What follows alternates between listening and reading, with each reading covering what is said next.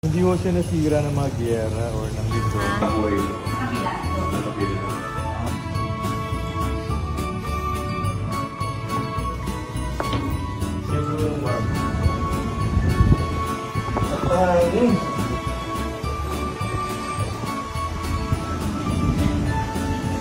Kaya nag-picturean mo malamig. Gumawa. Ito lang ang made in the Philippines. Solid. May bigat siya na 10.4 tons. Sa baba, yes. 1, 2.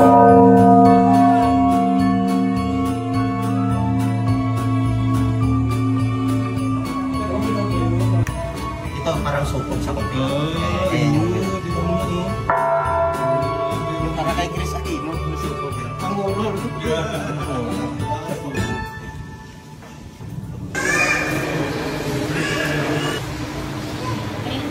Sa kahoy. Pero dati kasi sabi nila silver daw.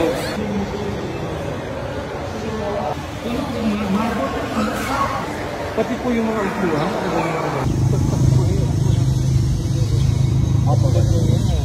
Kasi kaya bagyo kasi.